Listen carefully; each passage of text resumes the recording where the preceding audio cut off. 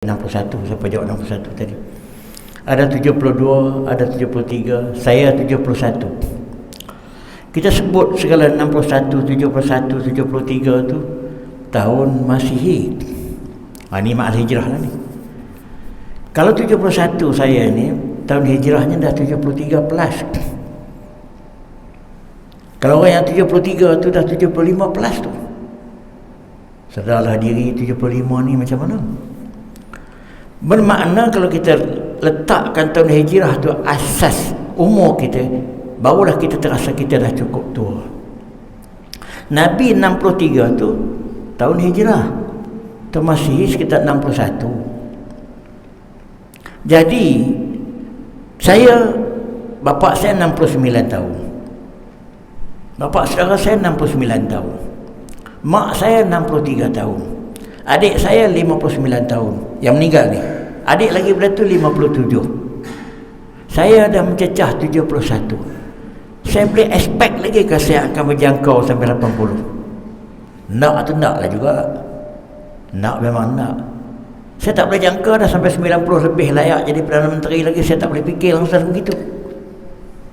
Bahkan terjadi juga pun mungkin bercelaru lebih banyak daripada tak bercelaru. Ya tak? Jadi dengan sebab itu, kita terasa muda atau tidak, ini adalah faktor umur kita. Dan yang baki itu makin sikit, yang lepas itu makin banyak. Apabila yang baki itu dah tinggal sikit, perubahan daripada macam rutin. Saya tanya kawan saya tadi, saya tanya, rutin hari-hari buat apa? Dia kata, saya pergi masjid, saya pergi surau, saya makan, saya duduk, saya balik surau, jalan kaki, gitu je lah. Saya pun rutin setiap hari. Sekarang ni saya limitkan rutin saya ialah 3 perkara je. Yang pertama, saya dengan isteri saya, rumah tu lah, ada sikit gardening buat gitu gini, dia masak-masak beli apa, saya dengan dia je lah 24 jam. PKP ni lagi-lagi intim. Itu yang pertama. Hubungan pun kita bertambah akrab kerana saling memerlukan. Yang kedua, bolak-balik ke masjid surau lah. Apabila lepas PKP dah dilonggarkan, sama ada saya pergi ceramah atau pergi solat. Yang ketiga, bolak-balik ke hospital. Sebulan sekali dia gitu. Itu rutin biasa yang saya masuk diary tetap. Yang lain-lain itu dah sampingan. Ziarah kawan-kawan pun dah tak boleh dah. Bahkan kematian yang berlaku dengan banyak waktu ni pun tak pergi ziarah dah. Jadi apabila gitu, kita continue buat benda ni setiap hari. Malam ni kita balik, kita tidur, InsyaAllah pagi besok kita bangun balik, sambung rutin itu. InsyaAllah kita sambung balik itu. Apa kita punya persepsi kepada proses ini semua? Saya nak tanya, apa kita punya tanggapan kepada benda ni semua? Apa benda ni? Saya menganggap itu kita meneruskan perjalanan kita ke satu destinasi yang kita akan sampai, cuma entah bila, entah bagaimana. Itu saja. Yang pasti kita sedang menjalani satu pengembaraan, satu perjalanan. Yang pasti kita akan sampai ke destinasinya, cuma bila dan bagaimana. Bila maknanya mungkin besok, mungkin tahun depan, mungkin 2 tahun lagi.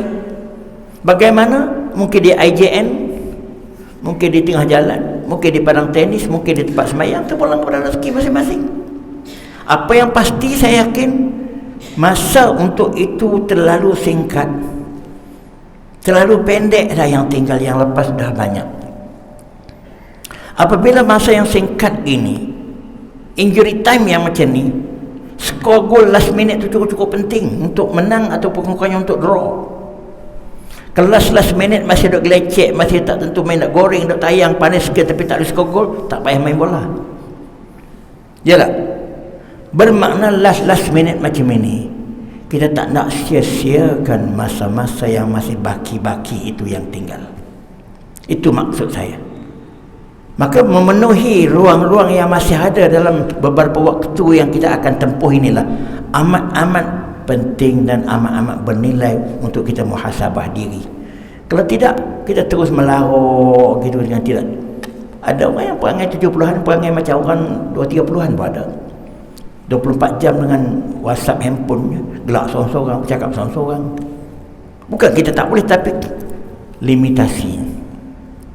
Maka dengan sebab itu, apabila kita nak memenuhi ruang-ruang yang masih baki dari segi waktu dan segi peluang, kalau ada waktu pun kita masih hidup tapi tak sihat, dah tak boleh buat apa dah. Ditambah pula dengan nyanyuk, dengan apa semua, lagi-lagi tak boleh. Dan kita pula berdoa untuk panjang umur. Kebanyakan kita berdoa untuk panjang umur. Tuan-tuan sedar tak apa yang menunggu kita waktu kita panjang umur? Nyanyuk, sakit, menyusahkan anak-anak menantu, kalau suami menyusahkan isteri. Itu yang sedang menunggu kita bila kita tua. Yang itu yang kita tunggu, nak panjang umur, mana kita nak pergi ke situ. Adakah panjang umur tu mendatangkan nikmat kepada kita kalau berada dalam suasana macam itu, atau sebaliknya?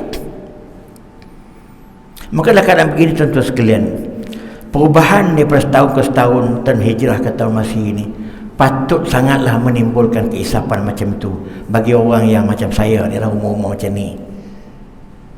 Orang muda-muda ni mungkin dia rasa lambat lagi kot, rasa je lah.